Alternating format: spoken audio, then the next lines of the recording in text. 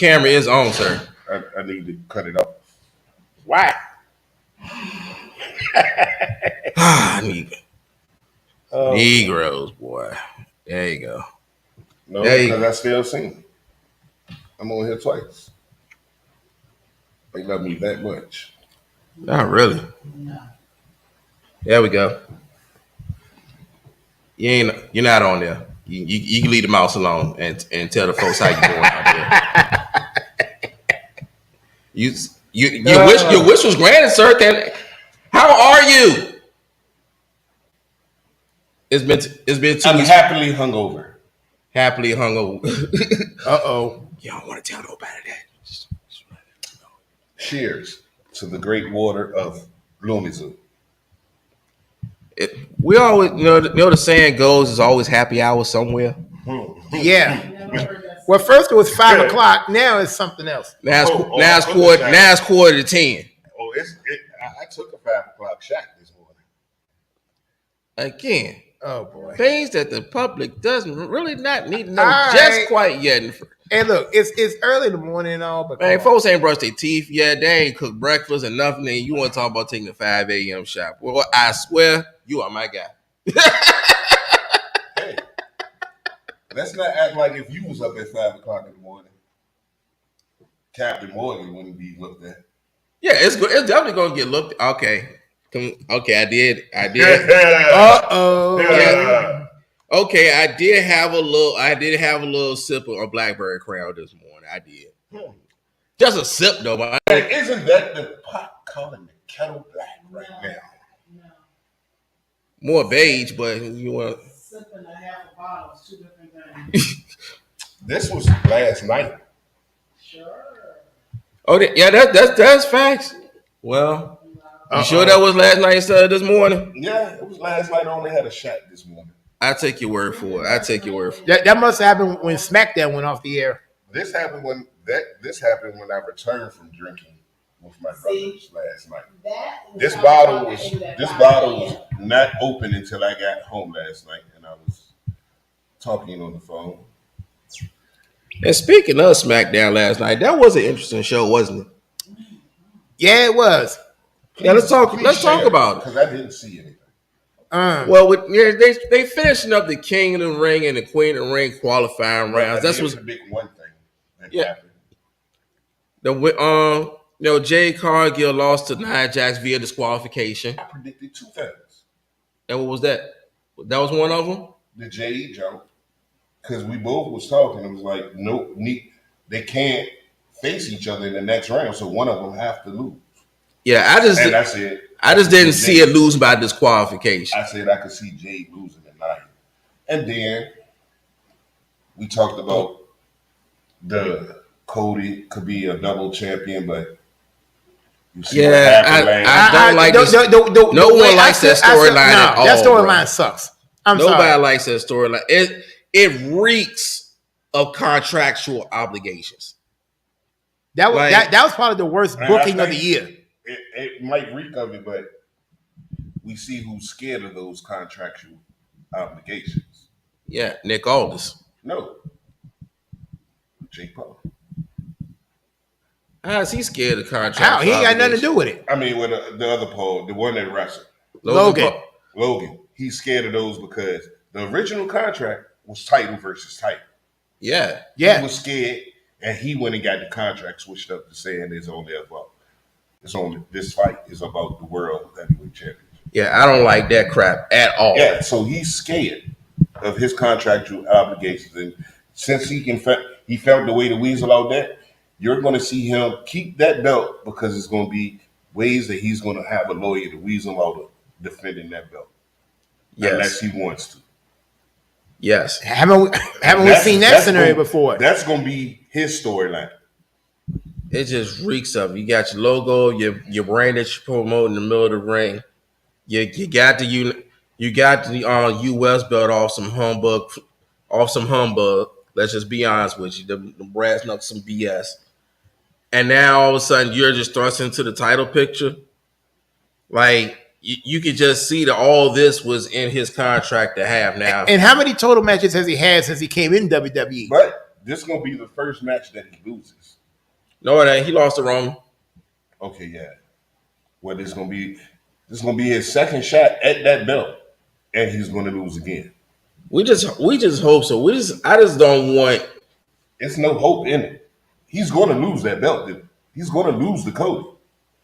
I want him to lose the belt. I mean, I want him to lose to Cody. I could just see some BS in the tea leaves. That's all I'm saying. I'm not arguing. Cody wrote his story, and now the ghost of his daddy gonna come back and bite him in the butt. Something like that. I don't see it. Not this early anyway. I'm not feeling it. You don't waste 2 years of a storyline for him to get the belt, for him to lose it. And Yeah, but how many times has WWE screwed this up? Let's keep it 1,000. Well, how many times have they screwed it up? Well, let's think about this. It's Triple H now. Right? Triple H don't get it wrong. He has made it better since he's been on top. So Triple H is not going to get this storyline wrong. He's going to keep Cody the champion. That's what we all want. But this story, I can't say he don't ever get it wrong because the storyline is wrong. Well, maybe the storyline, but the whole storyline is wrong to begin with. The whole setup is that garbage. Storyline is wrong, and the tragedy of it all, where he fails the most, is like you say, it's in the women's division. Right. With the only thing that he does get right is the 2 women champions. Yeah, their storylines they be right, but when it like you say, when it comes to these the women tag teams belts, yeah, no one's got that right yet. They're in the step in the right direction. It go down even to NXT with the women's tag team belts. Like, I'm surprised they didn't bring up a women's tag team. No, they got one. They got a couple. I'm talking about they didn't bring one up in the draft from NXT. Oh yeah. They usually do that. They missed their mark on that one also. They really did. And notice how that if you also notice, whoever the tag team champions, one of them has always gotten injured in the process. That title has been cursed for years. Mark my words. The dude that like the owner, the Northeastern belt or the North American belt in NXT, the big Nigerian type dude. Or Obafemi. He's going to move up, and you're going to see a return of Omos for them two to fight. You think that's an interesting take? Because I haven't seen they don't know what to do with Omos. They really don't. They don't know what to do with Omos, and they don't know what to do with the Unholy Union. And well, speaking of women tag teams that come up from NXT, they already got one in place. Mm-hmm. To show they dominance, they got KC squared, so that's 2 right there. I mean, they also don't know what to do with Ivy Nile either. There's a whole lot to unpack with those. There is a possible storyline that Ivy Nile might turn heel and join Alpha Academy, because if you remember backstage, Chad Gable was like, don't mess with Taylor, not so swift over there. So basically, it's a teasing of a storyline that Chad Gable has already is seeing potential in Ivy now. So no, he's going.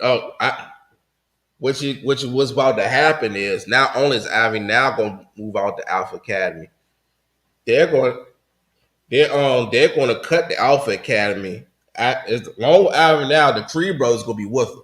Mm-hmm. So Chad Gable's about to wipe them all out, all together. Yeah, between Otis and Kazawa, they're about to be gone. Yeah, oh yeah, and Maxine. Maxine gone. Yeah. Then comes Ivy now and the Creed brothers. Yep. Now you got Chad Gable's got a stable to be reckoned with. Yeah, they've been teasing that for a few weeks. The stable that he gives up turns the stable that bites him in the butt. I don't know about that. Yeah. Not Tozawa ain't got what it takes. No, I'm sorry. I don't see. I don't see no Killer Instinct. I don't see no aggressiveness. I don't see the ability. Nothing. Especially not Tozawa. I don't see the talent. What I'm saying is this: he turned heels. They become the new Alpha Academy. Chad Gable, he loses again to Sami Zayn. Mm-hmm. Then he goes and get another shot at Sami Zayn. He's on the verge of beating Sami Zayn and becoming a champion. And who appears? Just to screw him over because he screwed them over. Perfect scenario.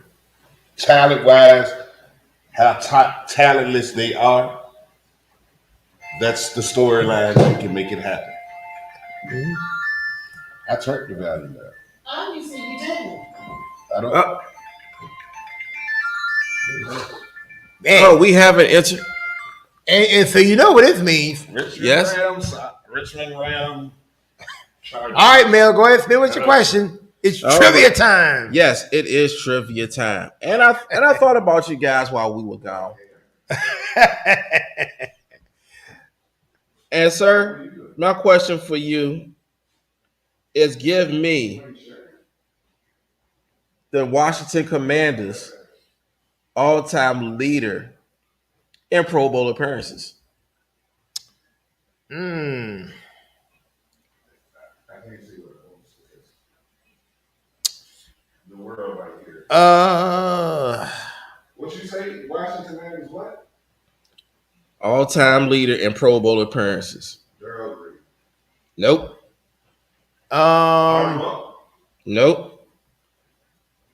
Joe Theismann? Nope. John Riggins. Nope. It's an offensive lineman from the Hogs. All right, which position? Joe Jacoby. I have Jerry to. Lachey. Dexter Manley. Nope. Y'all guys, y'all don't get me wrong. You got Sammy Ball, goddammit. even that was a good question because he's number 2 all time. Who? Dexter? Sammy Ball is 2 all time. Gene Brito is 3rd all time, followed by Kim Houston, Russ Grimm. Well, who's number 1? I'm sorry. Oh, Charlie Taylor went to 8 Pro Bowls, but not more than Chris Hamburger. Right. I'm not going to even ask who is Chris Hamburger. Chris Hamburger was a linebacker for the Washington football team. He had 3 first-team All-Pros, 9 Pro Bowl appearances. From 1966 all the way to 1976. Hey, have y'all checked out the new uniforms of... I don't want to talk about them ugly. No. Remember, when we were talking at one time, didn't I say it would be only right if their uniforms look like the old Virginia Squires that Dr. J played for in the ABA here? And those are the same exact uniforms. Them things look like they was playing electric football. Like they didn't. Now you need to put them on a sheet of metal and just let it vibrate. That's how, man. Oh my God. Hey, I thought there was a rugby team. Hey, you support them. No, I don't. Them the New York Football Giants. Who supports them out here? You're lying. You're on the air. Who supports the New York Football Giants? You're talking about Yeah. those guys. Who are those guys? I'm not going to say their name. You're not going to beat me into something. Oh, I'm not. They support the football. They support the Giants. No. Because I'm lost. I mean, honestly, I'm lost right now. About the We talking about the ones that we get caught with the trivia question. team. I thought you were talking about the Giants and they ugly uniform. No, I was talking No. about the RRC uniforms. Basketball uniforms. Oh, we'll talk about them later. I'm talking about. I thought you were talking about the press release of the Giants were coming out with their 100th Oh, you anniversary. talking about with them beige pants and everything? Yes. Oh, that is terrible. Yes, that is. Oh, That it makes you want to throw up in your mouth. God awful, huh? yeah, man, bro. Oh, have you seen the new W, Kevin? You ain't seen the new W with the Indian leaf hanging off the W that we're rocking? And what's going on with y'all, man? Let's talk about that It's coming because back. The name is coming back y'all are getting sued now. for not pursuing the name. I mean, you getting sued to change the name. Now you getting sued to change the name back. I mean, what's going on? Well, from what I understand, DC is suing us because we didn't keep the name. Basically, but I feel like the new owner should go back to the name, but he probably wouldn't go back to the name until he know that he got a new stadium. Is new stadium coming? Which I feel like we should re-innovate the old IFK and go back playing at IFK. Because the mayor blocked it because she didn't like Daniel Snyder. It's a new regime. Revitalize the old IFK stadium and let's play football back where it all started. Kevin, With the Redskin name. Uh-huh. this y'all squad, so I'm gonna let y'all have this. Hey, I'm here just gathering information. yeah, that part was news to me. I'm actually what I was looking at the way our schedule is breaking down with the release that came out this past Wednesday. 4 out of in the first 6 weeks, 4 games on the road. Yeah. Now we did get a Monday night football appearance, believe it or not. But yeah, it's funny how we got the Giants. We played the Giants twice before we touched the other 2 squads. We played them in the best part of the season when the playoff pitchers started. So basically, from week 11 on down, we got 2 teams twice within that span. We played the Eagles and the Cowboys 4 times in that. And we got the Eagles on week 11 on Prime Video. Oh, Prime Video. Prime Video.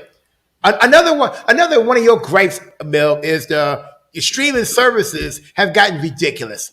Absolutely. Oh ridiculous. my God. And as we talk about the NFL, perfect timing as always. Ladies and gentlemen, it's the boxing guru, Mr. Mark Daniels. Mark, how you doing, brother? What's going on, brothers? How y'all doing?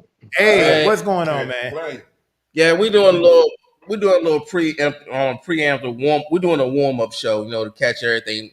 Everything in the afternoon is going to be dedicated to basketball when Aaron Turner comes on. Talking about football, and I'm really glad that you can make it this morning because we got boxing to talk about. But as far as this NFL, Mark, can you make sense of this NFL streaming stuff right now? Because this is giving me a headache. I tell you what, it's the biggest ripoff I've ever seen in my life. Thank you. Yes. I mean, this is ridiculous. I shouldn't say it, but hell, they can do what they want. As long as my Fire Stick work, I get the game anyway.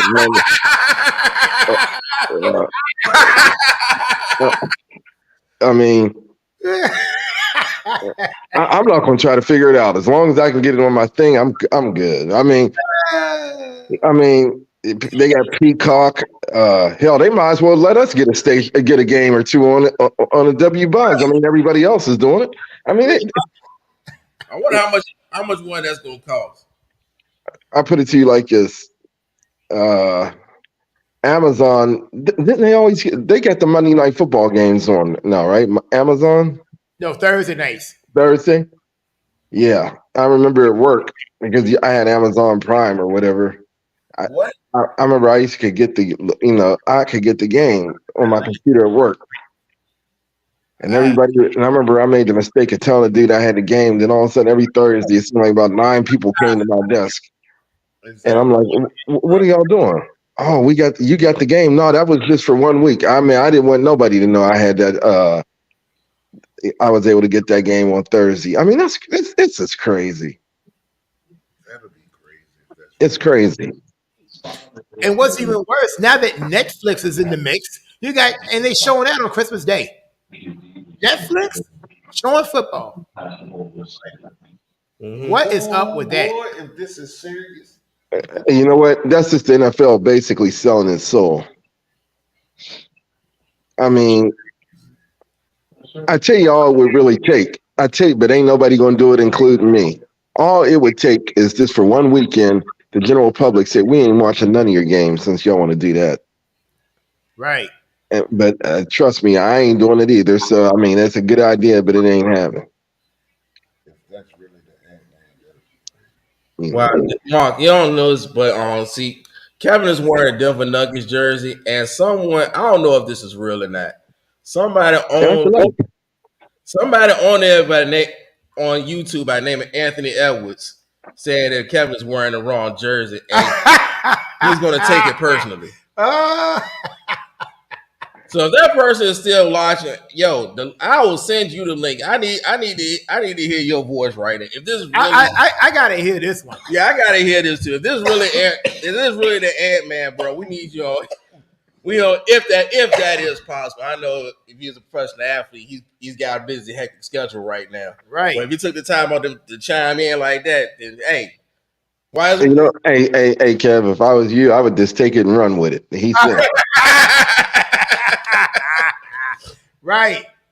Oh boy. Because that's going to be. We try to preserve all the NBA talk for this evening because we're going to have a lot to unpack when it talks about the NBA and and especially the WNBA. Yes. But right now we got to get the NFL out the way. So, hey, Mark, let me ask you this: Is Tank gonna beat Frank? Yeah. Is he gonna embarrass him? I'm not going to say that because if you ever watch Tank's fights, Tank usually gets outboxed. It's just when he catches you, that it's good night. Hey, I seen a real long standard version of when he sparred with Haney. He beat that man like he stole something. Now what happened? When he was sparring, when Devin Haney had Tank in there sparring against him before the Ryan Garcia fight, Tank beat that man like he stole something. Like you got to remember something. This is what people got to remember. You know, Devin Haney is a skilled fighter with no power. So when you're in that, it was weird. In that weight class now, the lightweights, the welterweights, and man, them dudes got power. And when you in that, in the circumstance that Devin Haney is, he has to outbox you. He's not going to outpower you. And Devin Haney, I mean, I knew with this when he was fighting Ryan Garcia, and y'all asked me. I'll be honest. I said the only thing I said skill wise, Devin Haney is better. I said, but if Ryan Garcia catches him, he's gone because he has no chin. I mean, he fought a guy named Jorge Linares. Now I will say this: Linares got power. I seen him drop Vasily Lomachenko, so he got power. But he caught Devin Haney was fighting a beautiful fight. He caught Devin Haney with a shot at the bell. And when he caught him with that punch at the bell, the referee separated him, and they went to walk back to the corner. Devin Haney staggered all the way back. He was able to get himself together and close the fight out. But Devin Haney has no power. I mean, and I think what happened, what everybody got excited about was the fight before he fight that Regis Porges guy, and he looked phenomenal. Mm-hmm. Everybody said Devin Haney is the man. I even got caught up in him a little bit. I ain't gonna lie. I said, man, Devin Haney look all right. And then they said he's gonna fight Ryan Garcia. I said, this dude got some fast hands. If he catches him, it's gonna be a problem. Now I'm waiting to see what that drug test, that second drug test is like coming out on Ryan Garcia. All right, so what you feel about? You still feel that the Paul boy gonna beat Mike? Huh? You think the Paul brother gonna beat Mike Tyson? Same thing. Mike catching, no. But Mike shouldn't be in there at almost 60 years old. And then they made it a real fight. See, They sanctioned it to be a real boxing match. I mean, On that record. It's got more ridiculous by the I week. don't know. I'm trying to figure out how these commissions is even allowing Mike to fight. Man, Mike. I think I told you guys. I mean, I think when they first announced it, like that week prior, Mike had a cane. I just don't. I don't understand it I'm either. not gonna bet against Mike. Again. I put it to you like this. It's gonna be real simple. Mike catches Jake Paul. He's going to sleep, and now he's done ruined everything he's tried to build for himself. Jake Paul beats Mike. They're gonna say Mike went in there to get paid. And he had no damn business getting in there anyway. Facts. So Jake Paul really gets nothing out of it either way. It's a win-win for Mike, win or lose. Well, no, it ain't no win-win. Shit might get hit the wrong way. He might lose everything, including his life. I mean, you don't at that age, man. You don't. They call it the hurt business for a reason. I mean, the one thing that I will say, the one thing about a fighter, the one thing I will say, the one thing you do not ever lose is power. But everything else is gone. Yes. I mean, you know, I mean, damn. I mean, I could go back and go down to Virginia Union and say, man, I know I got at least one more game in me. It sounds good. Mike will be a statue in the ring. Hey, like I said, I could go back down to Union and say, man, I got one more game left in me. It sounds good. Until I run down the court one time and need an oxygen tank. Man, you can't. I know I got one more game left in me.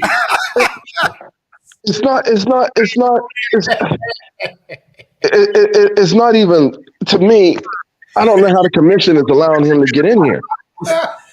So you saying it won't smart for Mike? Hey man, look, like I said, if Jake Paul messes around, pisses Mike off, and Mike catches him with one, everybody gonna say, "Oh, and see, that's what's gonna make it even worse." Mike catches him. Oh man, Mike might still have it. Let's let him come back in for one more. then That could be true. Then Mike gonna be thinking that himself. Then he gonna go in there and fight a real dude, and you gonna get the Francis Ngannou result. I mean, come on, man. I mean, nah. It's true. The media has done such a bad job. They hype people up so bad. So you saying Mike just sit back and grow your weed? Man, he making a ton of money. I mean, He's not losing money ain't either broke. way. I mean, Mike got a ton of money now. For the weed business is tremendous for him. He I mean, about to bring back Don King. but see, again, if they said, "Hey, if you spoke to Mike, what were you telling?" I ain't gonna lie. I said, Mike, look, bro, if you feel good, go ahead and do it, because Mike might snap on you at any time. So ain't no way I'm gonna tell him no. But It's gonna be a weird narrative, no matter how it spins. Hey, but the crazy thing that nobody is talking about, it's on Netflix. Really? Let's get serious about hey, look. The only thing I will say that is a legitimate thing is that if they said Mike Tyson was fighting tonight at 9:00 pay-per-view, everybody turning it on. That's the only fighter in the world. If somebody said Mike is fighting tonight, people gonna watch. Now, I mean, there's no way around that. I don't care what day it is. It could be. I mean, everybody's going to turn in to watch. But in reality, it is a dangerous situation because what people don't realize is this: Jake Paul ain't no small dude. I mean, and he can realistically he can hit. I mean, I'm man. I can't even. I can't even. I can't even. I can't even get out the rest of what I mean. Oh no. Take your time, Mark. Nah, I mean, but yeah, like I said, everything to your point is correct. You know, it's like it's gonna be a wild narrative no matter how much you're gonna spend it. So, I mean, yeah, we're gonna be sitting there. We'll be talking about it we're gonna flood the timelines for the next week. Mike gonna beat that man like he should have beat Buster Douglas. Look, it sounds great. Romar sounds great. I believe, Really, hey, look, it sounds great. I believe in Mike. Well, I'm glad you do, because I don't. I don't either. And Look, I told y'all since day one. When it comes to the sport of boxing, Oh, no. I am not debating my boxing guru, Mr. Well, Mark and- Jackson. and- Whatever Mark says about boxing, that's what goes. And that's why I'm sitting there laughing I because understand that, and I Wait. feel y'all. But I got to be the oddball out. hey, Romar. Mike been my favorite boxer all my life. Like, Hey, he's been one of my favorite ones too. But there's one thing about it, Romar. listen, Mike. It's the same thing with Michael Jordan and everybody else. We all get old. Yeah, but listen, Mike. And hey, again, He lost to Buster Douglas. My grandma was trying to wake me up out my sleep. I wouldn't wake up. She said she shook me, and I woke up for a minute. She told me that Mike Tyson was losing the fight. I said, give him a hammer. Like, Mike was my dude. I understand. I was crazy about Mike, but hey, I'm also, but I'm also going to be realistic. You know, this is dangerous. There ain't no other way I can put it. It's a dangerous situation. If Mike got the one thing he ain't gonna lose his power. Okay. But all those instincts that you have, that quickness you have, you lose that. But think about it. Is it even more dangerous than when George Foreman got back in the ring? But hold on, but Romar, there's a whole. But Romar, here's the difference though. Big George came back in his late 30s. You talking about Mike damn near being 60? But George Foreman came back a couple of times. But Big George quit after the age of 42 or 43. Once he had that one fight where I forget which one it was. When he lost after he won the belt? After he knocked out Michael Moore. I thought he lost. There was a fight, he fought a German dude, Axel Schultz. I thought he actually lost. So Larry Holmes was in what? Larry Holmes had to have been in his 50s when he fought. No. Larry Holmes fought Mike Tyson. When he fought Mike Tyson, believe it or not, Larry Holmes was only like 35, 36. That man looked like he was 50. He looked like that when he was 26. So, I mean, it was the same. I mean, he always looks older. Hey, if that's the case, they asked Lennox Lewis. They said, Lennox, would you come back for one more? Him and Mike the same age. They said, hey, Lennox, would you come back for one more? He said, man, look, I got sense.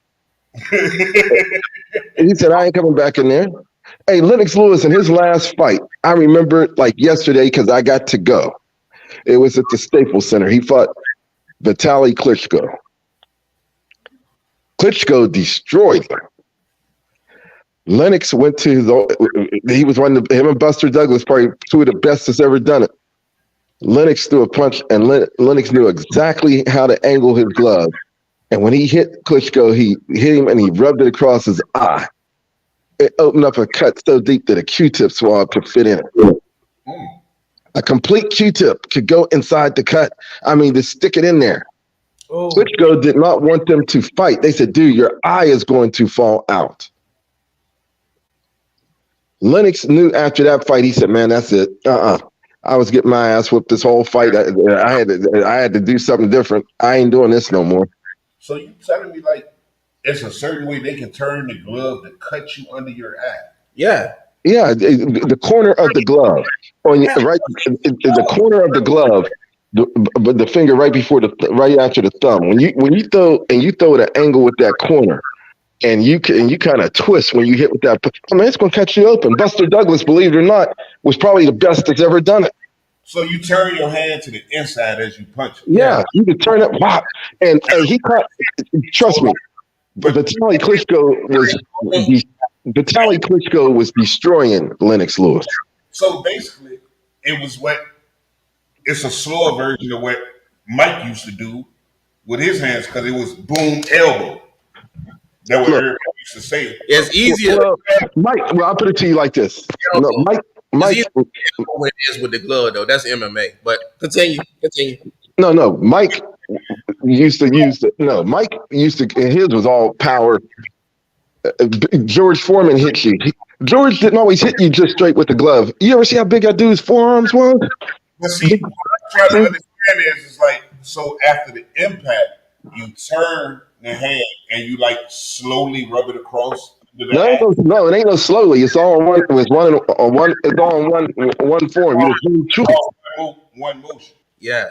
And once they hit you, once you get that, but and I'm telling you, here's got to rub across the skin though, somehow. No, it's just a quick action. You got to. I mean, it's just like, and like I said. Okay. So what happens?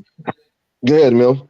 What happens is once the impact your fist hit, okay, now it stretches the skin. Now when you twist it, you stretch the skin more.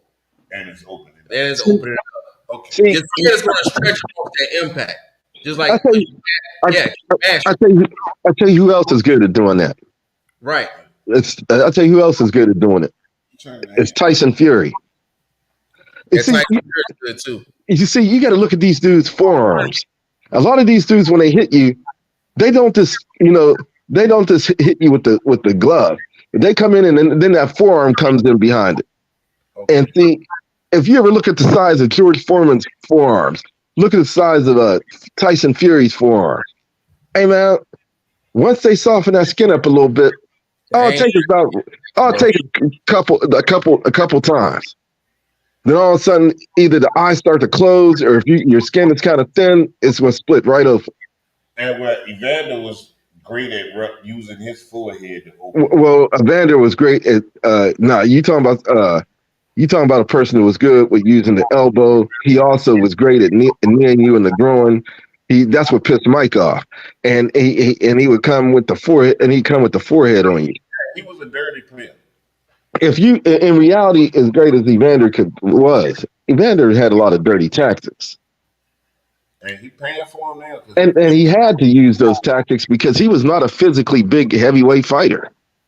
Yeah, he was very undersized. See, Evander had the one thing that, I mean, it sounds crazy, but he had the one thing I ain't seen too many boxers have, maybe Joe Frazier. Evander had that thing is, I don't give a damn who you are, I ain't scared of you. Oh, he had a dog. He had a different type of dog in him. And see, that's that. Evander was that type of dude. You ever fight a dude in school, no matter what you did when you was a kid, he wouldn't cry. It's like you just got to keep. I mean, I hate to say this because it sounds racial, but I remember there was some white kids growing up on our street named the Schultz brothers. They were a little older than me, but I remember the older black boys used to beat them up, make them eat snow, everything. These dudes would not cry. They was just like, the hell with it. We're going to quit messing with them because nothing we do work. I mean, Evander was just hardcore. You know, Sweet Pea Whitaker was like that. Hey, Purnell, man, Sweet Pea. Who was probably my all-time favorite fighter. He got robbed against Oscar De La Hoya. He got robbed against Julio Cesar Chavez. You know, Meldrick Taylor was like that. It's a shame that his core, I mean, it's a shame that one fight totally destroyed him. One fight totally destroyed him. Who, Sweet Pea? No, Meldrick Taylor. Oh. The one fight, hey man, do you know in that Chavez fight, because he was bleeding out of his mouth, so it didn't look, he was like, well, it couldn't have been that bad. They said that dude lost over a quart of blood. And Richard Steele, the idiot, stopped the fight with 2 seconds. Anyway, I don't even want to get into that one. But dude killed somebody in the ring or something? No, Meldrick Taylor fought Julio Cesar Chavez, won the entire fight. He did get knocked down in the 12th round, got up, and Richard still stopped it with 2 seconds. Talking about I was looking out for the young man's life. Hell, wasn't nothing going to happen in the 2 seconds. You get coming back to his corner. They cheated him out of the fight. Yes, but in the meantime, Julio Cesar Chavez had inflicted, even though Meldrick Taylor to me won the fight, he had absorbed. It was such a bruising fight. I mean, he suffered so much punishment, bled so much that after that fight, he was not ever the same. That dude is suffering from the equivalent of the CTE. I mean, that was it. If you ever wanted to see a career destroyed in one night, it was that night. And what made it sad, he was only like 27, 28 years old. Wow. Ain't never fought again since then. They let them have a rematch like a couple years. Hell, a rematch, what, 4 years later, he got beat again. That was he was never the same. He was never the same. And certain fighters you fight with, certain fighters you can fight. Like, for example, if it's me, I know the one fighter I would not fight right now. I don't care what kind of money they offer me. I wouldn't fight Terrence Crawford because you aren't going to be the same after this dude is done. Watch my man Errol Spence now. That's it. It. They asked him. They asked her if he'll go back in the ring against him. He gonna say yeah, but I don't know why he ain't the same.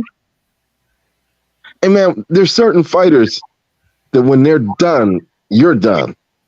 And so Terrence Crawford, I would not fight him. There's no way in the world I would fight him. I mean, there's just certain people that you don't get in the ring with. And this era to me is Terrence Crawford. He's a throwback fighter. He's one of them dudes that he'll go 30 rounds. He don't care. Yeah, when the last time Bud fought, man? It's been Errol Spence. Yeah, that was and see what Bud is trying to Bud is trying to negotiate himself to get that big payday with Canelo. But what Bud is going to end up doing is he's going to end up positioning himself to where he's going to be too damn old because he's already 38 now.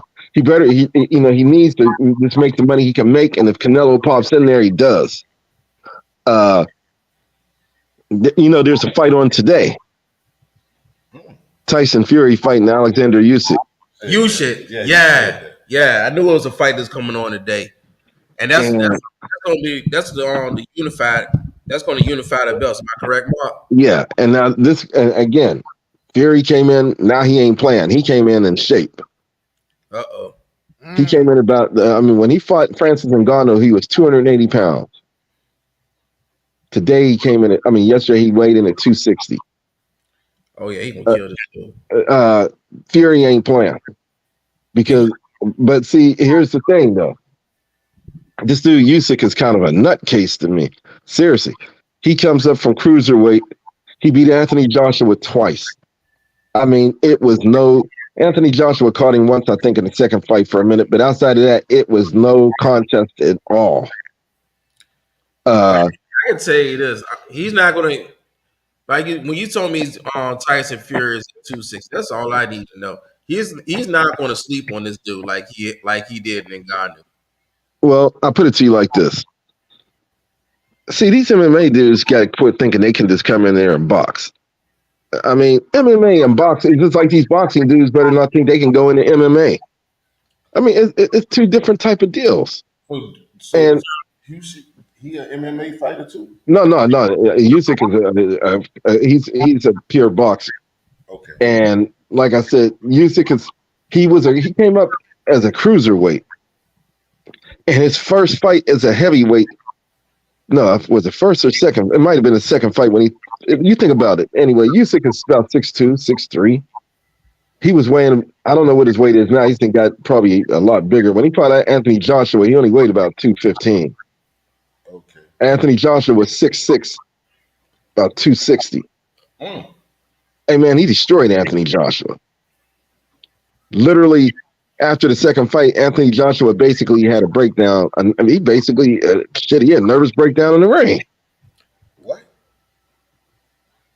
He put and there was Anthony Joshua had to seriously go and regroup. I mean, it depends on how you look at it. And this is my favorite fighter right now. But that Ngannou could either be the best thing that's happened to him, or it could be for Anthony Joshua, or it might be the worst. Because everybody assumes now, hey man, he's back. I still question his chin. I mean, I just do. Tyson Fury. No. With Tyson Fury, you saw Wilder put him down and he got up. I mean, that ain't nobody else getting up from that. I mean, outside of God, ain't nobody else getting up from that. Ain't nobody else getting up from that punch that Wilder hit him with. Nobody. Nobody gets up from that punch. That dude got up, and when he got up from that punch, Wilder was done. Because I'm thinking Wilder's like, well, damn, I just hit this dude with. What's going on? At that point, it freaked Wilder out. I want to tell you the truth. And I knew after that fight, in that 12th round, and they declared it a draw, I knew after that fight, and they said they was fighting the second time, I said, this is going to be a continuation of round 12. He going to whip Wilder's ass. And he did. He ain't been the same since that fight. Well, Wilder got to fight that Chinese dude, Zhang. And I tell you what, Wilder better be careful. Because he lost the Saudi Arabia fight. He lost to Joseph Parker. Then they gave Joseph Parker, they said he beat Zhang, but Zhang knocked Joseph Parker down. I don't know how, Zhang he wasn't, I don't know what it was, how he messed that fight up. But if Wilder loses this fight, his career is over. Something's definitely wrong with that one. Wilder loses, there's a chance, man, it's a hell of a chance he could lose this fight. Wow. Trust me, I consider this fight 50-50. One of them getting knocked out, either him or Zhang, and don't matter, somebody going to sleep. But he would not get with nobody that can actually train him on how to shoot, how to box. It's a little late now, Romar. He's 38 years old. It's a little late. Even somewhere in the line, Mike knew how to box, but he was a knockout artist. But no, I'll tell you what the problem with Mike was. He went to Tokyo, didn't train for Buster, took the beating of his life, and again, he was not ever the same. He comes in, he fights Evander. Evander ain't scared of him. See, Mike used to have you scared before he got in the ring.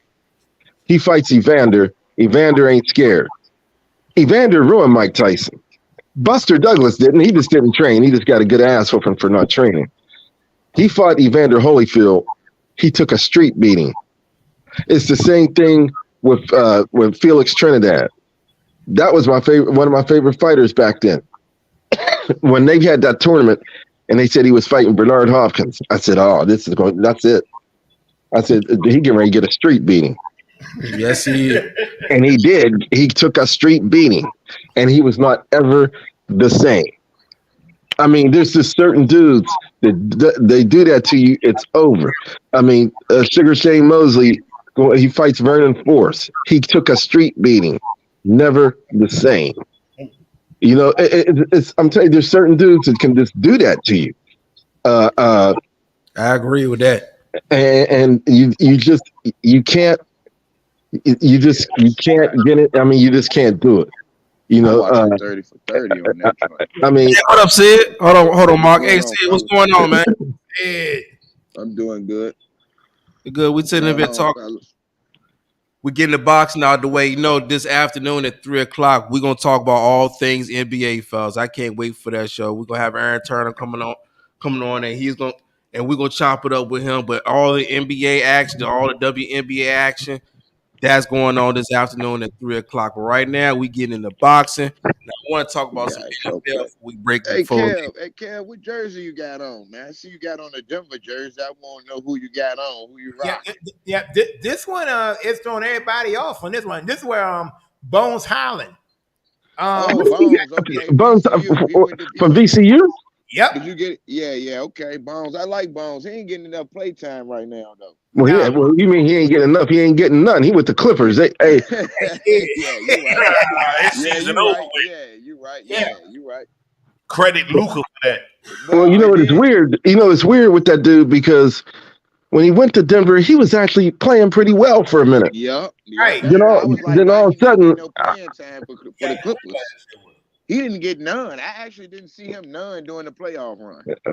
no, he didn't get it. I mean, I'm gonna be honest with you. I'm kind of worried for the brother because he had a lot of DMPs this year, and Matter. In NBA, it don't matter. If he was on the roster, he gets credit.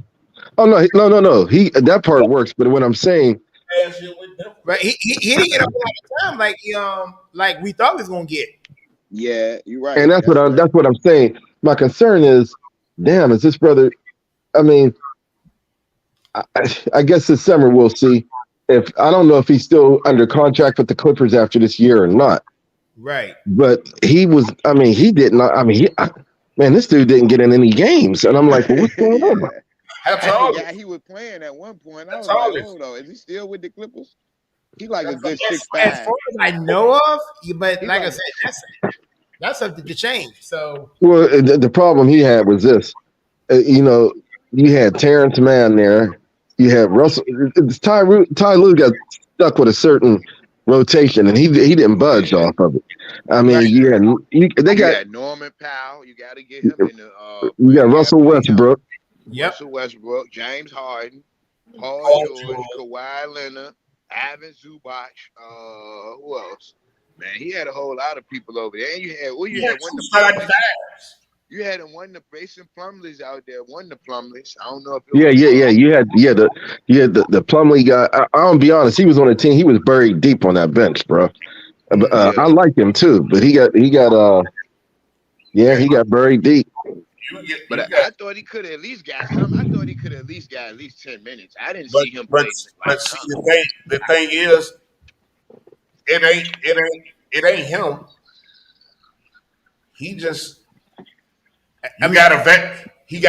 that's a veteran team all the way one from 5 through 10. Yeah, but That's all he is. It's just like a job. you know, he needs to go to a team. I'm being serious. He needs to go to a team like maybe Charlotte, because he would probably get playing time in Charlotte. I mean, he would. I mean, he could be a starter over there.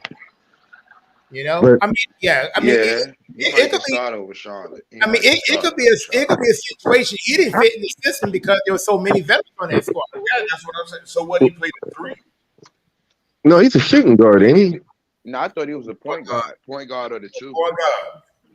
Oh Yeah, well, I then thought it was you the third. You the third best point guard because you got James Harden and then Russell. Well, in the way they did that rotation. Of course, you know, like you see, you got James Harden, then you had Russ would come in, then you had Terrence Mann. I'm like, the dude was buried. He was buried on that bench deep. But if Ty Lue was smart, like y'all say, he could have got playing time. You would have moved Russell to the 2 in that rotation, and let him and bring dude in as the 1. Yeah, but the thing is, Russ can't shoot. Yeah, but he does everything else. Yeah, exactly. He can That's why I attack. like him better at a point guard. No, I would look. I play Russell and coming off the bench. I'm playing him at the 2 because even if he can't shoot, he gonna attack the basket and draw fouls. See, you know what? I wouldn't have Russ running the point for me because the one problem Russ has is he gets the ball, he gets the playing out of control. Yeah, I mean, he's turnover prone. He played right. That's the problem. I mean, he's a turnover machine waiting to happen. What you that's in real life. And they already got a hired gun. They bring in Norman Powell. That's almost a guaranteed 15 to 20 a night. Yeah. I like Norman Powell. Guy. What was Russell's position when he got drafted from college? Well, I tell you what, I always said, this is just me. I always thought they drafted him as a point guard, but he's really a shooting guard. He played the 2 at UCLA. He's a 2 guard. They made a point guard in the NBA. But you know what? In my opinion, Romar, I never thought he was a point guard. I always thought he was a 2. See, that's the thing. A lot of people don't understand. When you're a scorer, it's hard for you to ask a scorer to be a facilitator Well, here's the problem. because your manager is the scorer first. Here was the problem with that though. See, when you got to remember in Oklahoma City, for whatever reason, they never would draft a point guard. I remember they tried to get the dude out of VCU, Eric Maynard. And wasn't that his name out of VCU? Eric? Yeah. That was before Russell and them. No, Russ was there. And at the time I said, okay, well, he might be the answer at point guard. Russ has never been a point. That's what drove Kevin Durant crazy. To me, the problem Russ had was this. The OKC looked at it and said, well, man, he's athletic as hell. He can get up. We can utilize him. But Russ had the weird height. That was the big problem because he only 6'3". So at 6'3", they figure you're a point guard. Russ, in reality, is not. Yeah, I mean, I knew that. yeah, he's really, to me, Russ is a shooting guard. Is that because of his athleticism, though? Yeah, they made him. Because I mean, when OKC first got that squad together with him, James Harden. Remember, James Harden didn't even start; he came off the bench. They had Harden. They had Durant. They had Serge Ibaka. They had Kendrick Perkins, didn't they? Didn't they have Perkins? Yeah, at one point? yeah. But I mean, when OKC Adams, had that I think team, they had Adams too, didn't they? No, they didn't have Adams. Oh, No, had they- Adams? no, sir. Was the center at that time. Who was it? Kendrick Perkins. Kendrick Perkins. Okay, Because I remember it because they went to the championship against Miami in that half a season, in the strike season. well, here was the thing. That was When- my second year in Miami, and they won their first championship as a big three. Yeah, well, here was the thing though with OKC. That team was so athletic, and the big mistake they made, because I ain't gonna lie to you, I looked for them every night. I wanted to see them play. I mean, the biggest mistake that they made with that team was not giving James Harden the $85 million. No, yeah, they decided they're gonna make a choice between him and Serge Ibaka, and they kept Serge Ibaka. Yeah, I mean, that's crazy. Serge Ibaka ended up being a pretty decent player, but come on, man. I can't even say that, Mark, because I know we ain't supposed to be talking about basketball. I'm supposed to say that for the afternoon, but the only difference that keep the James Harden in that contract was $4 million. They had the money, so we can't say they chose Serge Ibaka. Only thing they had to do was come off of $4 million, and James Harden would have stayed. Oh, that's all it was. He didn't want to. You know what? Man. Not only did he not want to leave, but you know, cause knowing some of his people in Cali, believe it or not, he still has a home in OKC. But look, No, he got his money from Houston. But the crazy thing is, the money that he got from Houston. Oh yeah, Houston really paid. Houston. Yeah. But the year that he left OKC is the same contract that OKC gave Serge Ibaka. Yeah. And Serge Ibaka left and got him a championship, didn't Yeah, he went to Toronto. Raptors. He went to Yeah, Toronto. Raptors. Yeah, got him a ring right after that. OKC was in their rebuilding stages. But I ain't gonna lie, Serge Ibaka was decent at one point though. No, Serge, Like you I'll said, tell you he what, was- I ain't gonna lie. When they made that move at the time, I ain't gonna lie, I wasn't really mad at him because Serge Ibaka was balling. Yeah, he was like a mini Bam. He was like Bam back at that time. And that dude was strong. He was balling. He could shoot. Yeah. He could shoot a little. He could shoot a little bit too. I was Yeah, like, Serge was man, Serge was nice. He was balling. All right, you got to get off of something because basketball talk. Yeah, the basketball talk. But okay, we get back. Getting back to about today. At 12 noon, I think it comes on at noon. Yeah, boxing today. What's the big names? Ooh. Tyson Fury fighting Alexander Usyk. Oh, I don't know the other dude, Tyson Fury. I don't really like him too much, but Well, I'll put it to you like this. You know, they got like rematch clause in there. And for me, that all depends. If Tyson Fury knocks this dude out within 5 rounds, there ain't no reason to have no rematch.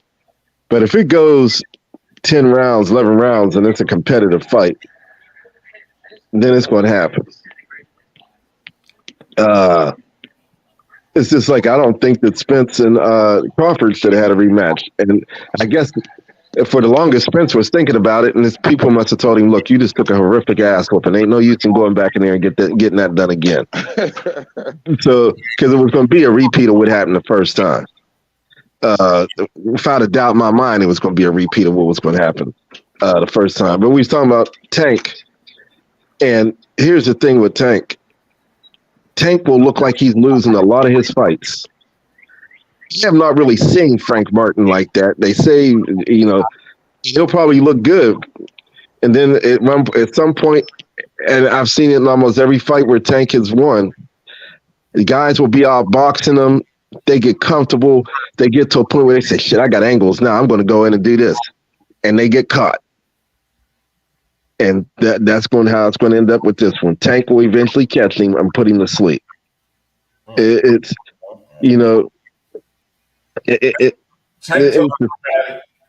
out of Frank Martin camp. It's your fault what's about to happen to him. Well, you know what? I'm telling you now, even Rolly Romero made Tank look bad for him. I'm telling you, Tank will look bad for a minute. Then like I said, you get into that flow. All fighters do it. A fighter getting a flow of thinking, man, I got this going. He can't. Look, I'm hitting him with whatever I want. And then they step in a little too far inside. And he connects with that uppercut, and you gone. Hey, that joke vicious. Yeah, it's no way you can even slow that joke up. Even in slow motion, that don't look fast. Hey, man, I seen him hit Leo Santa Cruz with an uppercut. I mean, Tank was losing that fight. Dude, I mean, no, he ain't. I mean, dude was just out boxing him. And Leo Santa Cruz decided, man, I'm going to take this dude. I'm firing. I'm going to turn this inside. And, man, when he made that turn, Tank caught him with that uppercut. Dude was asleep before he hit the ground. Oh, I said, damn. Brandon did the same thing. Tank caught him with the same type jump. Uppercut, hit him. Oh, no more. I can't even do it no more. And so for Tank, he's kind of in an awkward position because Tank, he may be able to put on a weight, but as he goes up in weight, that's when the problem's going to start coming for him. Because these dudes are taller, like Boots Ennis, fighters like that. Tank don't look. He don't want to go in that direction. I mean, he don't. He'd be better off staying at 140. Once you start exploring that 150 and up, now you're going in some uncharted water, and it's going to be a whole different ball game. So, Mark, why you say he don't want to go up there? What he say he don't want to go that direction? Why he don't want to go in that direction, Mark? I'm intrigued now. Why he don't want to go there? What is it about him that's not a good idea for him? Because he's 4'11". So I mean, you can't at a certain point. I mean, he's built like a pit bull. I mean, he is. But at a certain point, as going up in that weight class, these dudes get big. I mean, you go up to. I mean, I'll tell you a perfect example. Say he goes, I'm going up to, he could go up to, he's a right, 145 right now. Yeah, 145. So say Tank go up to 150. Now you mess with Boots Ennis. Even though the other dude has got his ass whooped, you mess with the Charlo brother. He gets excited. That's Bud Crawford territory. Or he can mess around and say, I could try 154. And man, that dude Fundora is 6'6". I mean, you starting to mess around with territory that can create a problem. I mean, Tank, if he stays at about 145, nobody can beat him at that weight class. As he goes up into uncharted water, it's going to get rough. Because it's height, his size.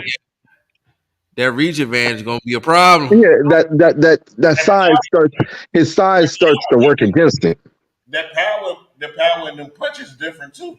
Yeah, but hey, guess what? As you go in weight classes, them dudes got power too. I'm just saying, like, the power different. Let me put it to you like this. The punches that Tank going take. I put it to you like this. If he fought Bud Crawford, he gonna get. He'd have to take about 2 years off. after that fight. That's what I'm saying. I mean, Man, say he Bud fights. gonna kill him. Yeah, people don't. Man, look, I told you I met that dude, and it's been at least 5 years ago. I met him at the Nevada Boxing Hall of Fame. My friend James Wimberly, he co-hosted with Richard Murata. He invited me. I remember it to this day, bro. This is about 5-6 years ago. They said, well, hey, what about Earl Spence? You know, you and him getting together. He said, he looked. I mean, I'm telling you. First of all, he's mean though. But he looked straight at. He looked at him. He said, "Man, look, that's easy work. He's nobody to play with, bro." He said this 5-6 years ago. He said easy work. He's saying like he ain't Bud ain't nobody to play with. Like he just got a different type Nah, of demeanor. Bud one of them. Yeah, Bud. Man, you got to remember something. Bud different. He can. You got. I'm being serious when I say this about him. Bud Crawford got that. He's got. Even though he didn't. Him and Bernard Hopkins are almost basically the same fighter, to a sense. Those dudes come in there. They're building up Marvin Hagler type of role. There's a certain dudes that are mean. Those cats were mean. And I mean, they ain't coming in there just because, it's the sport. They coming in there to get paid and to beat the hell out of you. And they taking it to the street. It ain't about all skill. No, you get in a street fight when you mess with those dudes. They want to take your heart. Yeah, I mean, it's a difference when you're a skilled fighter and you're a street fighter. Because see, if that street fighter, it's going to trust me, you ain't going to be the same cat. And if Tank is a street dude, I give him that. But he ain't ready for he can't mess with no. He can't mess with Jaron Ennis. I mean, he fight Shakira Stevenson. I believe he would beat him. Finally, a bitch give me life. What? Huh? Oh, what the? What? Whoa! Pause. Wait a minute. Hold on, sir. Siri out of pocket right there with that one. Where that come from? Dang, I ain't know Siri had them words. Man, sometimes Siri be gangs. I don't know who. That was a charge. Somebody. They got. I ain't know it could be set up like that either. Yeah, that's crazy. Yeah, somebody pissed Siri off. Yeah, I think Siri fight on his undercard. That's what. And Siri said she want to get in that promoting game. Yeah. Yeah. It was somebody besides me. Well, the fight, this is a crazy thing. The fight is scheduled for 6 p.m. I guess that's when the What? walking out. What? No, they got it for 6 o'clock. Yeah, 6 p.m. On which time zone? The main event ring walks at 6 p.m. The undercard starts at 12 noon. Well, no, you know what? That's ridiculous. Now come on, man. I'm not watching that for 6 hours. I mean, 6 hours. Hold up. I thought it came on at noon. 5 p.m. in the UK, 12 p.m. Eastern time. That's when the fight. That's the start time. The walkouts is at 6. Main event ring walks approximately 11 p.m. in the UK, 6:05 p.m. Eastern. Good Lord. Well, that means they must be fighting at 3 o'clock in the morning over in Saudi Arabia then. Insane. Insane. 6 o'clock. Why we gotta wait? Body like a rock star. Yeah, jeez. Why these main sporting events gotta be this late? I'm not talking about for us, but for them. Because they paying them the money over there. Man, I put it to you like this. On the West Coast, when the NBA playoffs came on, it was cool. I came here to Houston. The Lakers come on at 10 o'clock. I said, man, ain't no way I'm watching the rest of this game. Right. I mean, even the playoffs now, when you get the second game, it's hard to stay up. I mean, I can't speak for anybody else. No, you speak for me too, because I swear, watching Monday Night Football, man, I'm catching the hell Tuesday morning, man. It's like the times I do stay up to watch it, man. I'm hurting Tuesday morning. Yeah, same here. And it sucks. I don't watch no sports. Oh, you just yeah. gonna rub this in, huh? Oh, there you go. I don't like the other night for the last 3 nights. You the stream. I have watched the bass. Those were the first 3 basketball games I done watched in like the last 2 years. So you're the stream. You also not only you the street analyst, but you the streaming analyst. You catching these streams. But guys, look, we got 5 minutes before we get out here. Before we officially get out here, I'm telling you right now, we're gonna hang over just a tad bit because we need to talk a little bit of football. Yes. Jaden Daniels, Rookie of the Year. I want you guys to chime in on your squads. You heard it here first. Romar. Yeah. I love Jaden Daniels because he played at Cajon High School out in San Bernardino. I saw him play in the Pop Warner League. Shout out to the Cajon Cowboys. That dude is going to be running for his life. No, and I'm not saying it in a negative way. I don't think you should bring him in and automatically start him. This is how these young quarterbacks get messed up. Like Justin Fields, and they come into teams that suck. And then you start them from day one. Like my man that went to Chicago. Caleb Williams. They doing all that bragging. And then to me, it's rare. Joe Burrow might be the exception. Even Patrick Mahomes sat behind Alex Smith for a minute. Nah, I was thinking more like Peyton Manning. Like I said, it's rare. So you see Jordan Love get drafted. How long did he sit behind Aaron Rodgers? 4 years. If you're gonna go Jordan Love, you might as well go the 7 years Aaron Rodgers had to sit behind Brett Favre. He didn't sit that many years behind him. No, it was somewhere close to it. He sat like 3 or 4. It's about 3, maybe 4. He said it's 4 years. Now there is one exception though, that somebody who they drafted right out the gate, and he actually performed way above expectations. C.J. Stroud. So but you want to know something? And man, I'm praying this brother has a good season. But see, let's look at the reverse of that and see what happened with Bryce Young. Oh God! But C.J. Stroud. I'm gonna be honest with you. Mm-hmm. If you look at that squad he had some athletes out there for receivers. I mean, them dudes was nice. But like I said, there's rarities. Yes. This don't always happen. I mean, so let me ask you right now. Who got the better quarterback out of the first 2 quarterbacks off the board?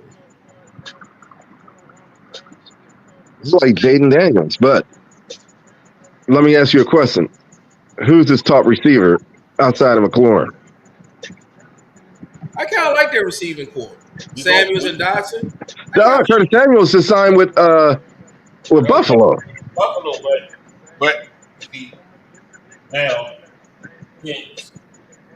enters Luke McCaffrey. Who?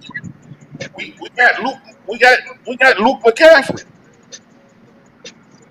Roma. He's gonna be a big slot receiver. Roma. I'm telling you. We're gonna have some things to work with. Roma. Yeah, we're gonna have some things to work with. Roma. What? You my man. However, bro, that ain't happening right now. I mean, they got to get some kind of veteran receiver down. I mean, there's plenty of them out there. Who's their starting running back? Brian Robinson. Yeah, I know. I took that dude in fantasy, and he sucked. I don't know what was going on with him. They kept abandoning the run. That's what the problem was. Then we added Austin Eckler. Yeah, Austin. They did? Yeah, they did. Now, let me ask you a question. That's going to be your bell cow right there. Because Logan Thomas is inconsistent. Did they re-sign him? No, he ain't there no more. Well, then y'all ain't even got a tight end. Zach Ertz is supposed to be the starting tight end. Well, y'all ain't even got a tight end. But then we did get one in the draft from TCU. From where? From TCU or something. Bennett. What school was that? I said TCU. Oh, I thought you said CCU. No, Texas Christian. Yeah. Oh, okay. Mark, I think you might be a little bit too harsh on them. I think they might. I said this, and I'm gonna say it right now. I'm gonna say it again. If Jaden Daniels is that guy, because this does happen for Washington every once in a while. Keyword is if. If Jaden Daniels is that guy, they can start the season off 5-0. If you look at this, Now, Mill. And I told him I didn't see that. I got him 8-8. I ain't saying how they finish. If Jaden Daniels is that guy, that's all this depending on. If he's not that guy, then throw my take out the window. But Okay. see, even though the draft is over and all that, we still got 60 million. Who got 60 million? Oh, y'all do? Yeah, but who's left to spend it on? But we only spent 40, and that was on a lot of 1-year deals and stuff on the defensive side. And we spent a lot of draft picks on the defensive side. We might have used 1 or 2 picks. I ain't saying it in a negative way, but you almost got to because you got rid of your whole defensive line at the trade deadline last year. Yeah, that's we got rid of half of it. That's the real question for y'all is where are y'all gonna spend the 60 million? Y'all gotta spend it. Yeah, but who's left to spend it on?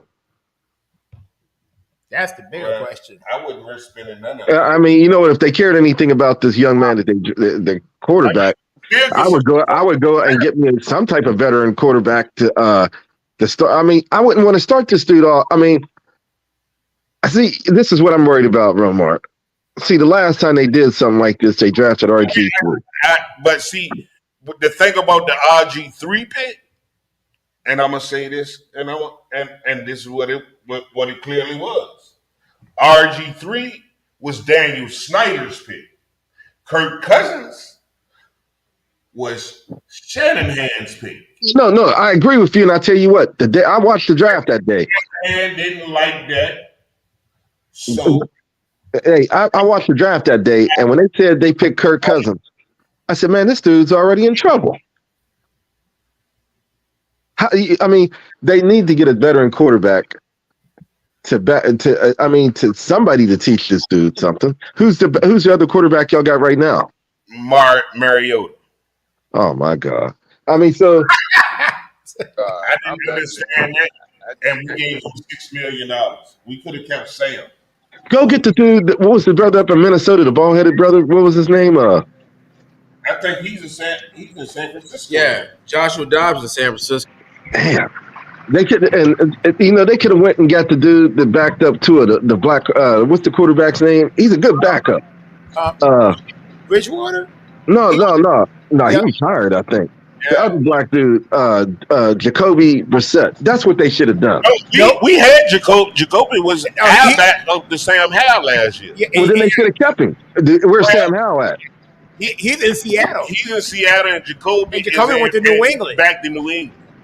So Sam Howell's gone too. Yep. So Sam Howell went to Seattle.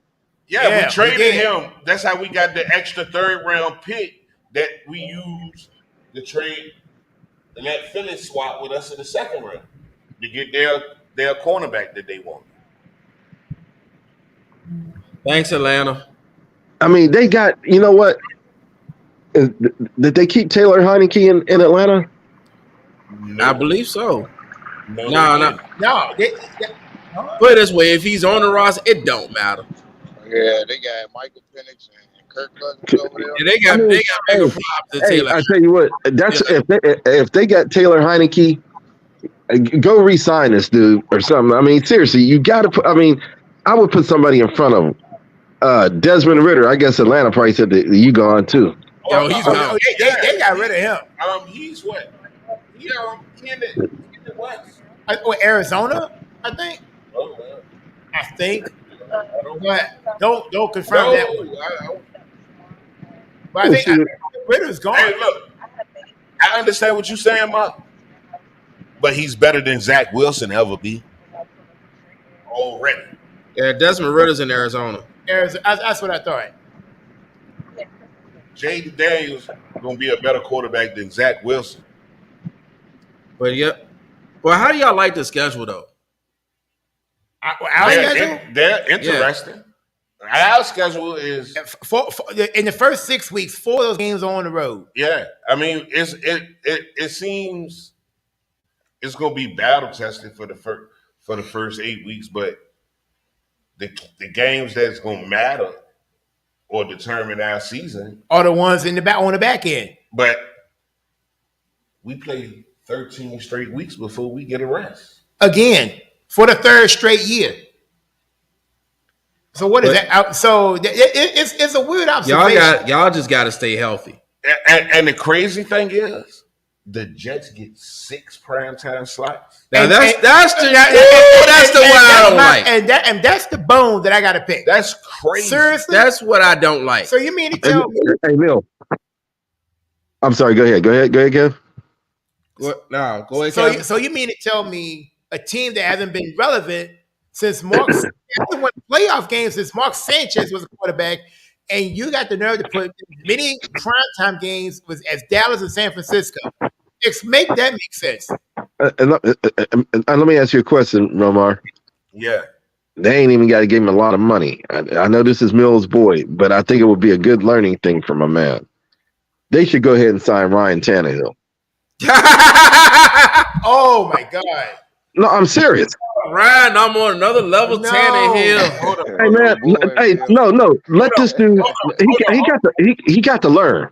Hey, look, that's just like us having Gus Frerotte. Hey, you know what? Gus wasn't bad for y'all. I ain't saying that he was. But matter of fact, y'all drafted Heath Schuler with the first pick in the draft. Yeah. Gus Frerotte has a better arm than Ryan Tannehill. And by week 4, Gus Frerotte was the starting quarterback. We might as well just go ahead and Cam.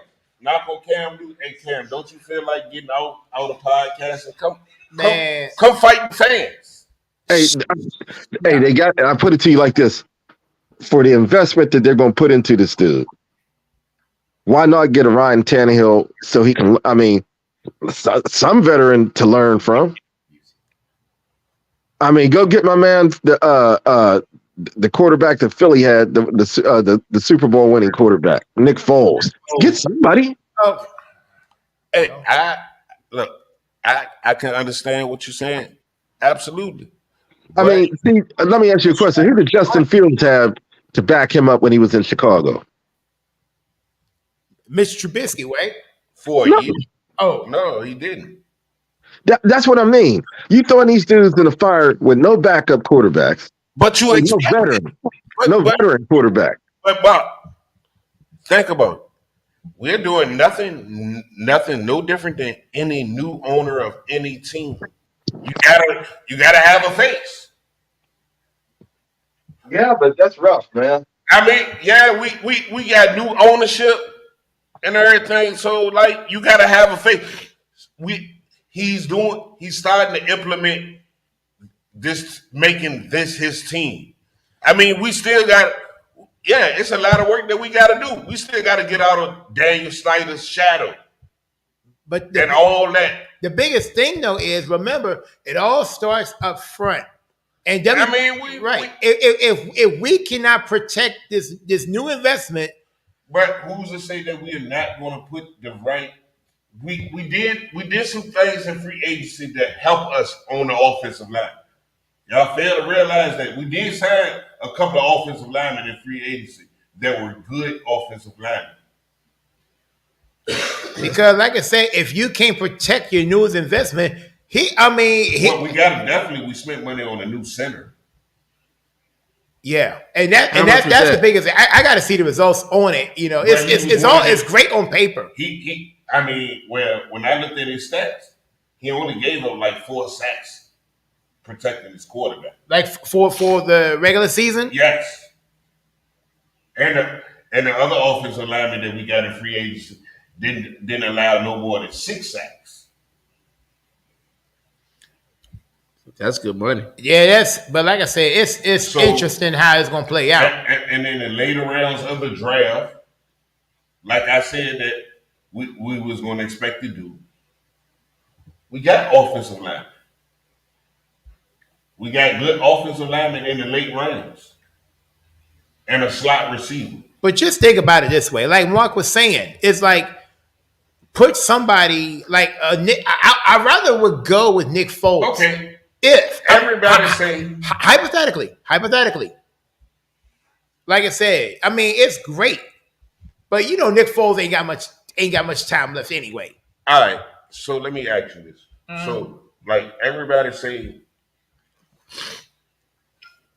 Joe Burrow started his campaign as a quarterback in the NFL. He might would have been he's somewhat of an exception of succeed along like with CJ Stroud. Right. But they came from programs that ran NFL offensive. That their playbook was all NFL offenses. So you saying that they came They from were NFL ready. That was going to be my next point. Okay, I can go along with that. Now, Jaden Daniels, he went from Arizona State, where Herman Moore was his coach. Okay, Herman Edwards. Herman Edwards. Play to win the game. So, somewhat, you learn an NFL type of offense or whatever. Hence, you leave there, you go to LSU, and who's your coach? Chip Kelly. Man, screw that dude. Yeah, I understand why you say that, but okay. What is he? What he's known for?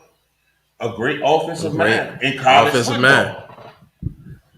Then we get rid of our entire coaching staff. Who do we go get as our offensive coordinator? One of the great offensive minds that ran a college offense, Cliff Kingsbury. We were already putting the things in place for him to be the starter. So, all right, pause real quick. How do you really feel about Cliff Kingsbury? He's not a great head coach. Do you feel comfortable with him? Do you feel comfortable with Kingsbury as your OC? Right now, because he's still working with a college-minded quarterback. And his offense is a college offense that's able to be ran in the NFL. All right, so I guess the point I'm trying to get is how much confidence do you have in this man? I think that I got enough confidence that I can see 9 wins out of the offense. Okay. Reason why I'm asking these questions, I'm getting to a point. It's a reason that he became. Because I'm holding your feet to the fire. That he did it. This season, I'm holding your feet to the fire. Because these conversations are going to get brutal as the season goes on. And I understand. And I want you and you to have the same smoke for my Eagles as you should have for these Cowboys that's been punishing y'all all season. Yeah. And CJ already started. So y'all better have the same smoke for them as you do for us. I'm just saying, like, I understand what Mark's saying and everything, but I feel that even before we drafted him, they put the pieces in the coaching staff together for him, far as offensively. That's right. I'm not debating that. See, the thing is with Caleb Williams in Chicago, they didn't bring in. Who was that? They didn't bring in anything on the coaching staff that's going to really help him. Like Cliff Kingsbury, he had Kyler Murray in college. Mm-hmm. Yeah, he got him now. If he's smart, we'll probably use Daniels the way that Baltimore uses. Oh, I think the smart thing to do, since he's gonna be outside quarterback, we use him the way that Baltimore has used Lamar. So we got a couple. Oh, we got three. We got three. We got, You started. we got three You questions. started. Oh no. Oh no. Answer that. I mean, yeah. Good evening, sir. Mill, what's going on, champ? Ladies and gentlemen, Breaking news. Breaking news. Yeah, we got a call in on the line. Mr. Derek Galloway just called in. Hey, what's going on, brother? Hey, what's going on, man? Yeah. I didn't know y'all were live early in the morning. I thought y'all were shooting for later. My bad. I told you about the three. I told you about. Yeah, we're doing 2 shows today, brother. We just a little warm up show for the show in the afternoon. Don't feel bad. You weren't the only one. Yeah, I forgot to tell you. Now, if I you forgot wanna- to call you and tell you. Now, if you want to get it, we're gonna wrap this up like another 15 minutes. We getting off the air at 11:30 to get ready for that. But if you want to get on our essential link, you want to get on and talk a little bit of football, a little bit of boxing, man, you're more than welcome. Come on, go ahead, Okay. get in real quick. Appreciate it. What time? Second one. 3 It o'clock. starts at 3. Okay. Yeah, let me join it. I'll join the second one. I'll join the second one. I was unprepared, man. Don't worry, none of us were prepared. We kind of off the rails this morning. You just woke up, Galloway. Bailey. You forgot that I do know you. I do know you, I was brother. up at 4 this morning, man, and I went back down and back up again. Look, hey, look, bro. I know you. You my brother. I know how you sleep. Oh my God. Well, brother, I can't wait to see from you, hear from you at 3 o'clock, man. Remember them days knocking on your door at 9:30 in the morning and you sleep and I'm getting cussed out by your mama and I'm sitting on the porch waiting for you to come outside? You're talking on the live on the air, my man. My man, 50 grand. Yeah. Yeah, we catch. We'll catch you. We're gonna catch you later on, brother. But the link is gonna be there. I'm gonna send you another one too. That wasn't me. That's you. Calling. And more breaking news, folks. More breaking. We're gonna save all these trivia questions for later. And I got a couple of my own. We're gonna share later on that one too. Oh yeah, the trivia questions coming on later. So that's at least what I got 2 already in the bag. I got 3. So that's 5 trivia questions. Oh yes. Oh man. Honestly, Mark is the one out of all of us that can stump us the most with trivia questions if you really wanted to. Hey, Mark, go ahead. Give us some trivia right quick. Because he can kill us with boxing. I know. And look. Why I gotta be We already got caught. Give us 4 trivia questions, Mark, Oh, damn. from boxing, an NBA joke, an NFL joke, and just to end it all with a Major League Baseball trivia question. Oh Lord. No.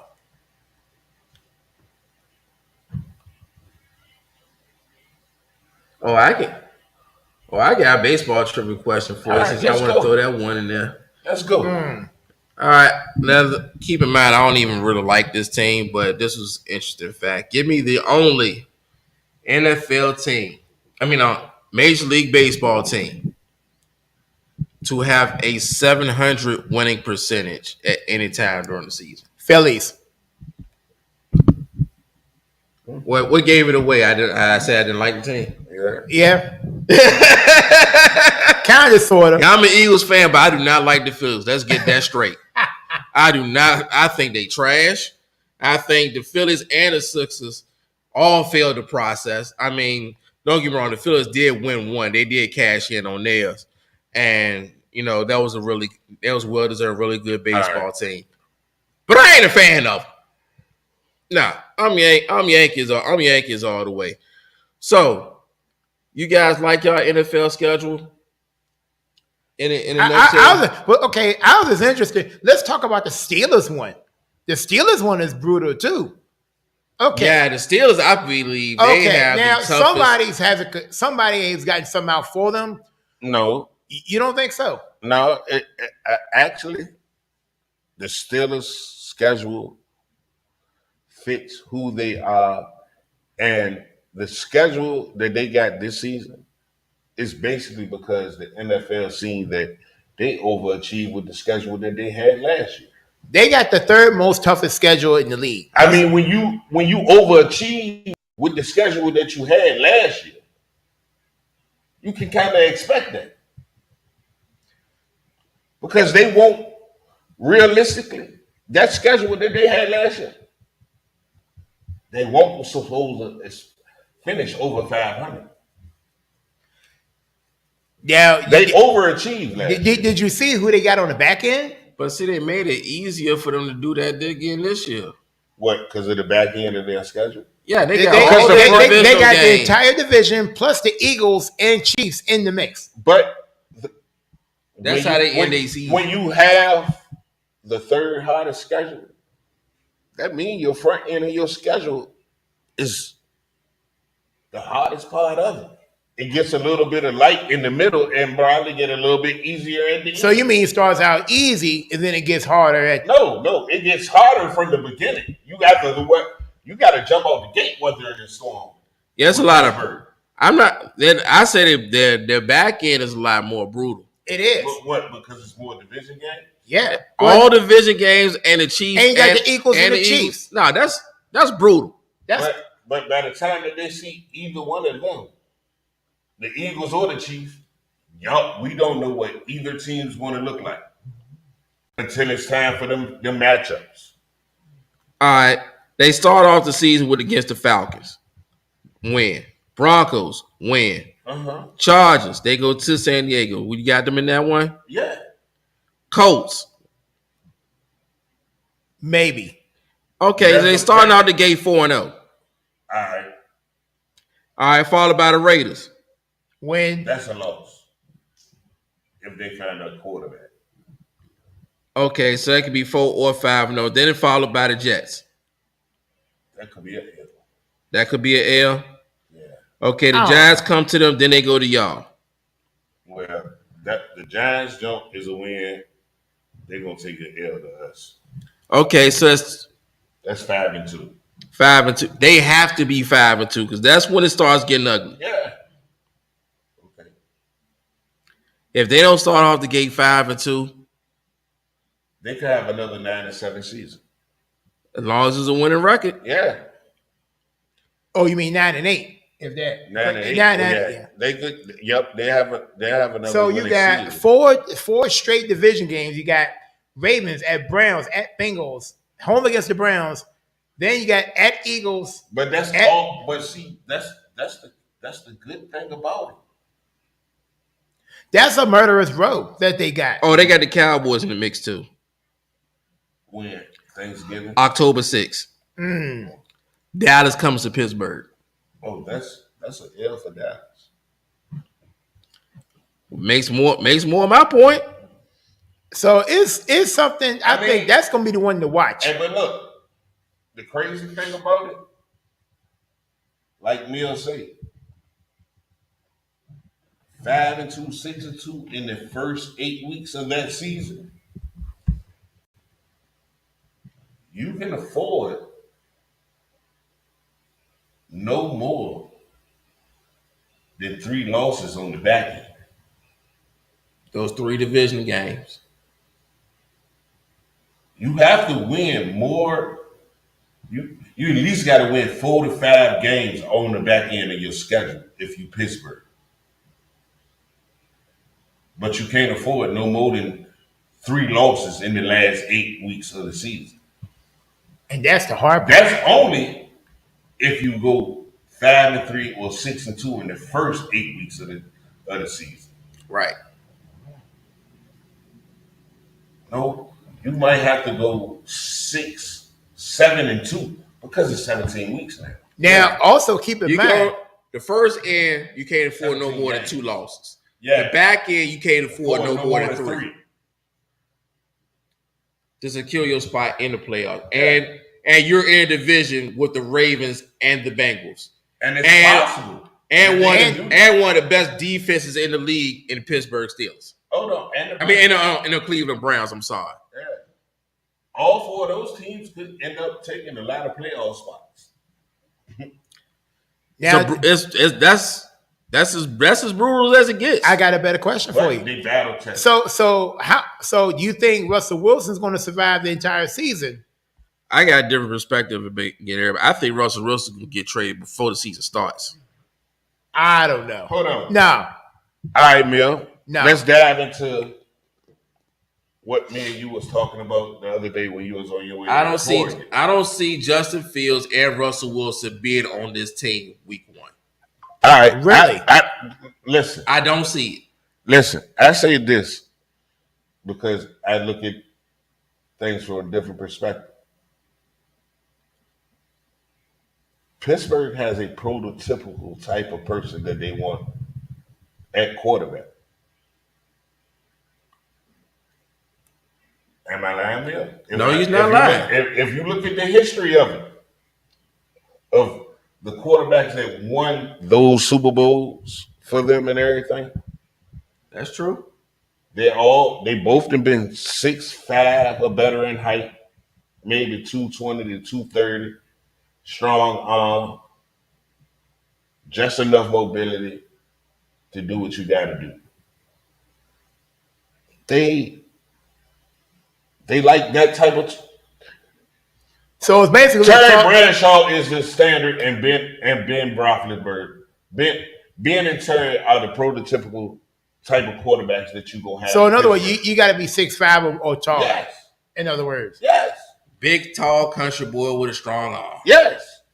Pretty much. So basically, you have to be a white quarterback. You're talking about an organization that only had 3 coaches in its history. I think, and I rebutted with this. All right, you can throw in Cordell Stewart back in those days, but you gotta remember the year that he went to the Super Bowl. I think him and Neil O'Donnell was sharing snaps. Yes, and what was Neil O'Donnell? A big, strong arm country white boy. That's a quarterback. Yeah. And then remember, they moved on from Neil O'Donnell and Cordell Stewart. Cordell Stewart became the starter. They did all right, but they didn't go back to the Super Bowl. Yeah. They ain't go back. Now you got but that gives me more credit to my take is neither Justin Fields nor Russell Wilson fit this mold. So I don't see one of them being on the roster week 1. No, they don't. I don't see both of them carrying a quarterback that they don't normally have. Well, one of them's going to go. But they're both on a 1-year deal. But and that's the thing. A 1-year deal makes them expendable. Yeah, but if you get rid of, but I don't see height wise, Justin Field fits it. But body size, he doesn't. They're going to have to make a decision. Russell, body type, far as the type of quarterbacks that they like, he fits that mold. He makes the weight. But he doesn't qualify in the height area. We need some. Hey, Sid, Mark, what y'all think? Yeah, what was the question? All right, Hello? We talking about the Pittsburgh Steelers. We talk about Pittsburgh Steelers and their schedule. All right. My thing is, I don't see Russell Wilson and Justin Fields on this roster week 1. I don't. Does anybody else feel that way? I don't see why not. Who did? It doesn't make any sense that you just signed Who them. they got week 1? They're playing with Atlanta. Yeah, they got the Falcons week 1, but that don't even matter. I just don't see these two But quarterbacks as on the far roster. as far as the construction, the makeup of the roster, that's what he's trying to get. No, they played this. They played the Oh, this is last season. Yeah, they played the Falcons first. Yeah, but the thing is, the construction of the squad, you don't see either one of them start or on the field on week 1. I can't because they spent their money on the defensive side of the ball in free agency. I'm more curious to know how long it's going to take, because all it takes is 1 or 2 bad games for Russell Wilson. Justin Fields going to swoop right in and take his spot. And I also feel like this: we still got plenty of off season left. Bad things will happen. What can go wrong will go wrong. Quarterback's going to get hurt. All right. Well, I got this one crazy prediction since we done brung up Pittsburgh. And it's still off season. You keep Justin Fields and Russell Wilson on this schedule, on your roster. Because you can get Michael Thomas in free aid right now for the same contract that you got both of them for. I'm not understanding. Michael Thomas to add to that wide receiving core in Pittsburgh on the same type of 1-year deal that you got. Yeah, but who are you getting rid of? Russell Wilson? You don't have to get rid of neither one of them because Pittsburgh still has money to spend in free agency. Oh, well, I don't care who they get. My take is one of them got to go. They're not. Why does one of them have to go when they basically got the same? You signed them 20 minutes ago. You don't need both of them. No, the only one of them really that you're paying is Russell. No, actually, you're not paying either one of them. They pay a part of Russell Wilson's contract. Yeah. They paying part of it. Yeah. The $1.3 million that they signed them for. Because the rest of it coming out of Denver part. Then whatever it is next year. Because remember, Denver taking the hit because they still taking on the $40 or so million that they get paid this year. Yeah.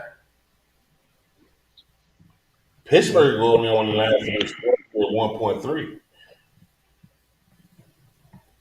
Pittsburgh got Justin Fields for free because he came at a trade for a pick. And he's on an expiring contract. Which means, and Pittsburgh didn't pick up his fifth-year option, which means Chicago is on the line to pay him that fifth-year money. So they basically got both of their quarterbacks for free. Why get rid of two people that you not giving no money to? Because when you have two good quarterbacks, you have none. Or when you got two starters, you have two starting quarterbacks, you have none. That's why. Two guys of this caliber, this ilk, it's not going to work. Yo, guys, it's 11:32. We got to wrap this up. We're going to get right back at it at 3:00 this afternoon. Yeah, for right now, so we're going to take a break. It is the Studio W Sports page. We'll hodge later on this afternoon.